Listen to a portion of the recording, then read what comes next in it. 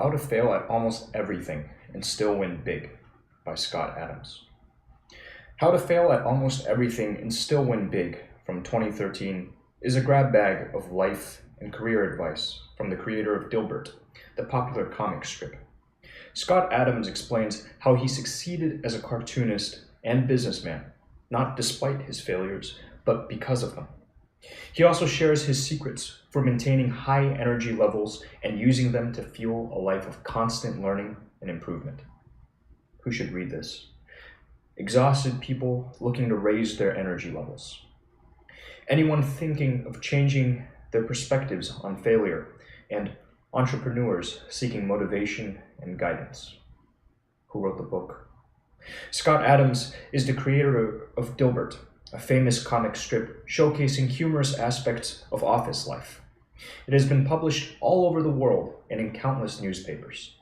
He is also an author of many books, including the New York Times bestseller, Win Bigly. What's in it for me? Learn that the path to success is paved with failure. Do you sometimes regret that you didn't take your parents' advice and become a doctor or a lawyer or a banker? Are you tired of moving from job to job and never finding the right fit? Or maybe you're filled with great ideas, but none of them have really come to anything. Well, then you've got a thing or two to learn from Scott Adams, famous cartoonist and chronic failure. Before creating Dilbert, his hugely successful comic strip, Adams failed way more often than he succeeded. He got fired countless times, started a business that quickly went under, and created a bunch of unsuccessful patents. But he used all this unsuccess as material for his comics, and in the end, came out on top. The fuck is... Alright, I guess we're gonna hold. Hello? Hello? Motherfucking piece of shit. Alright. I'm just gonna throw that away. And I think I have to restart this. It's gonna be all fuckity. Is it fuckity? Let's see. 1, 2, 3, 4, 5, 6, 7, 8, 9, 10.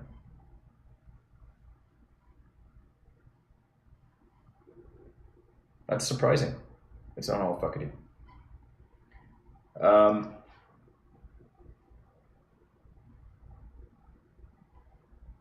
Yeah, it's easier just to go over it again. Fuck. I think it's easier. We'll do this. Stereo, default, track 2. Let's write track 2.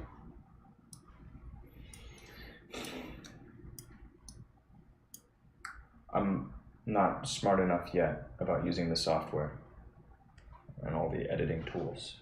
So it's just, okay, whatever. Actually, let me try to get good. I think it will be more productive to get good. Treat it as a... This is a thing that will come up from time to time. Shit's gonna just break on me.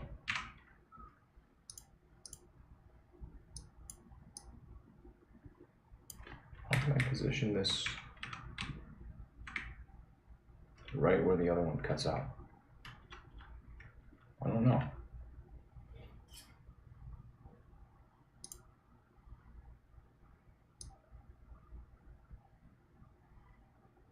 I don't think this snaps.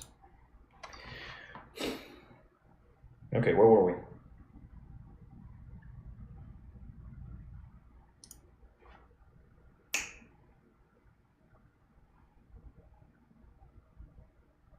But he used all this unsuccess as material for his comics, and, in the end, came out on top. If you take a page from his book, you may find that your failures are merely the cobblestones on the path to success. In these blinks, you'll also learn why you shouldn't be a specialist, what the author named his failed burrito chain, and about the benefits of delusions. Create systems instead of setting goals. Walk into a bookstore, find the self-help section, and flip open a book.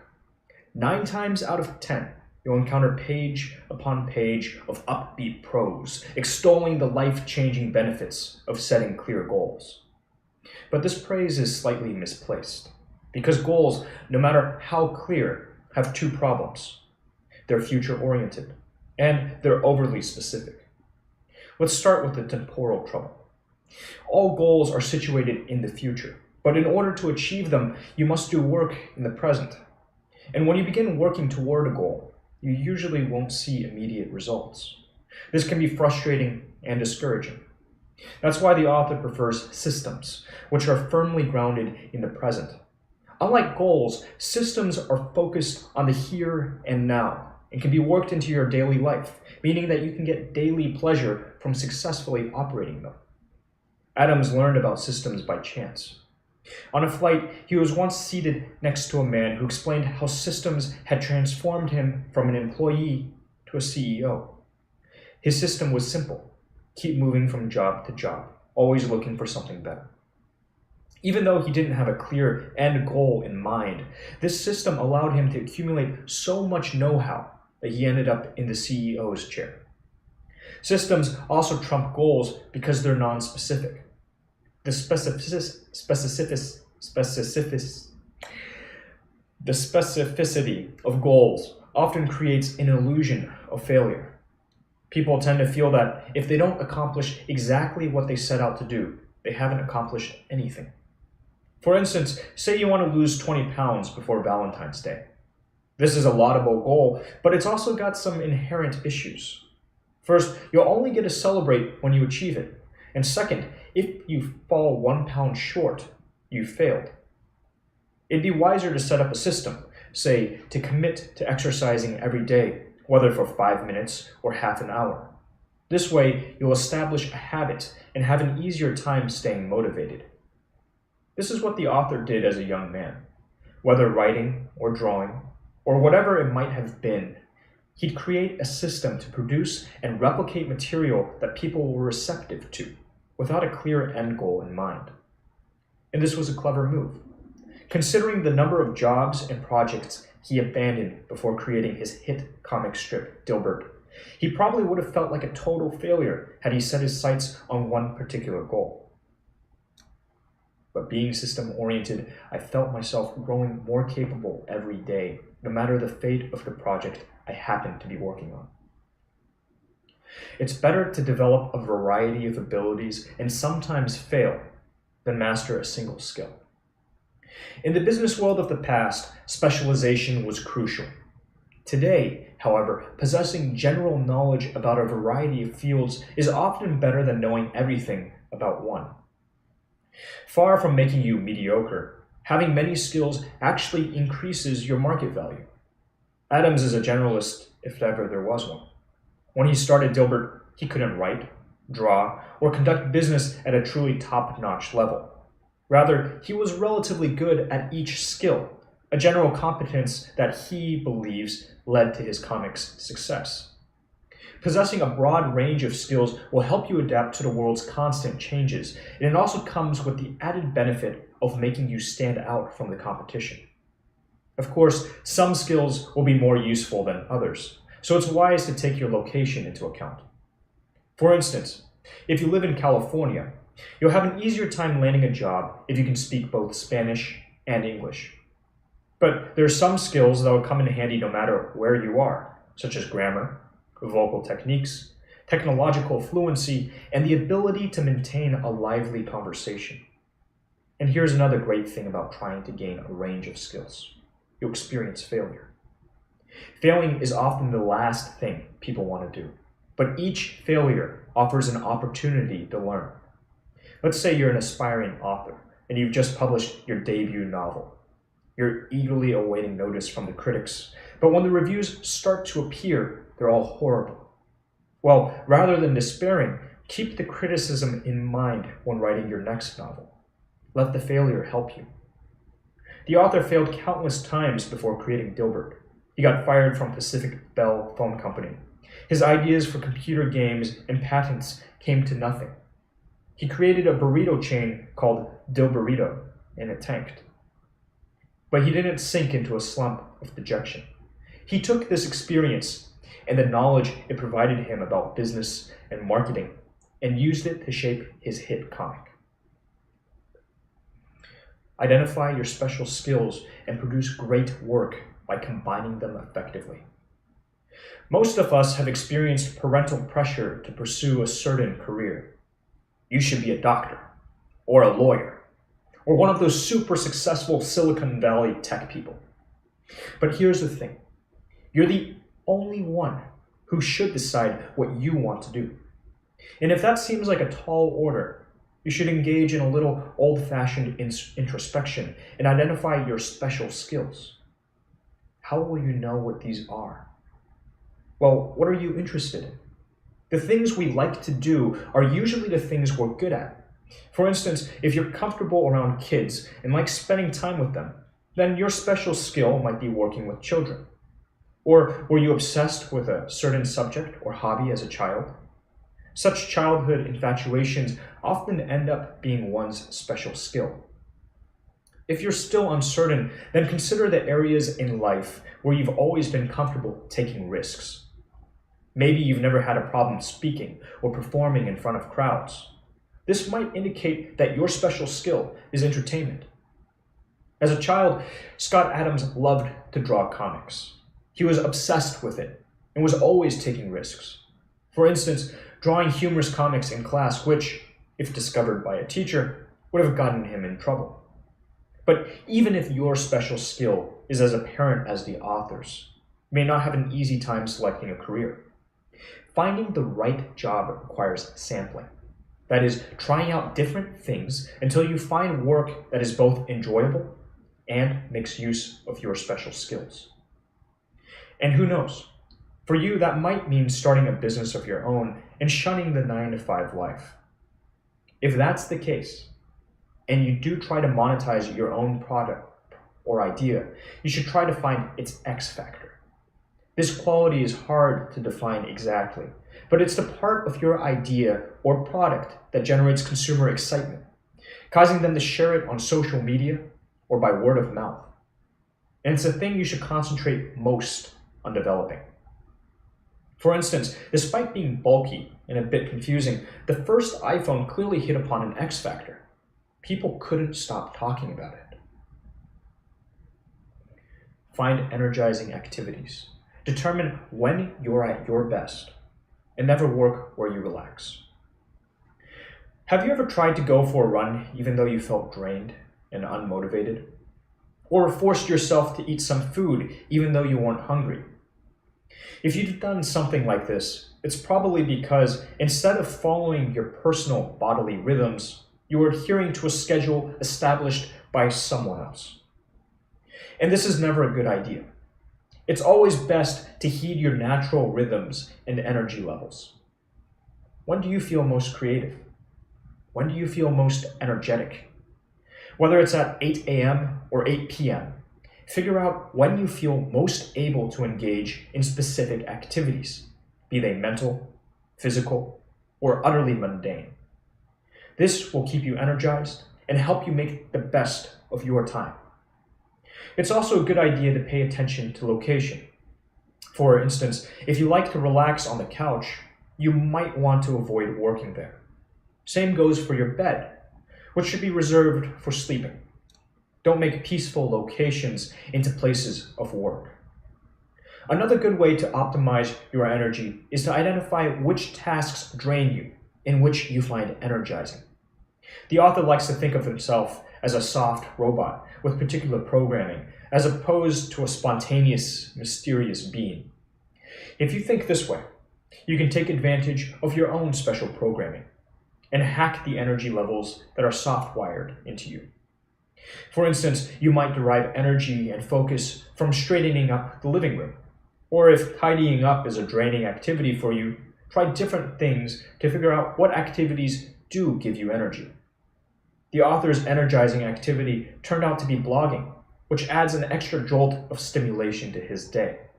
In contrast, shopping is something that totally drains him, and he avoids it as much as possible. Location and energy are crucial, but without good health, you'll have trouble focusing, no matter what you do or where you do it. And that's what we'll discuss next. No matter what you want to do in life, higher energy will help you get there. Improve your energy and mood with diet and exercise. If you've ever embarked on a new diet or a rigorous exercise regimen, then you know how hard it can be to stick to a virtuous routine. So how do you stay consistent and maintain healthy habits? Let's start with some dietary tips. Remember, your mood is ruled by food, so you should stay smart about what you put on your plate. Certain foods, like certain activities, are energizing, while others are draining.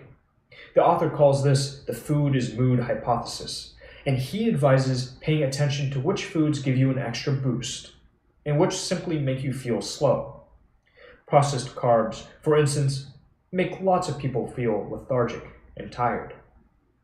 But if you're struggling to replace trashy but delicious junk food with healthy but bland forms of nourishment, such as vegetables and grains, then take a tip from Adams and spice things up with nutritious additions.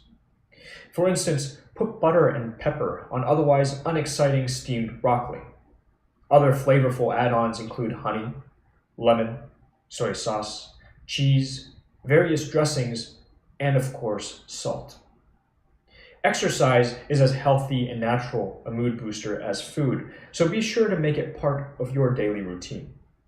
Sure, we're all busy, and fitness can often seem like a low priority, but the benefits to your mood and energy are well worth the scheduling headache. If you're having trouble sticking to a particular regimen, try joining a group that meets consistently every week. This will hold you accountable and make it harder for you to simply give up.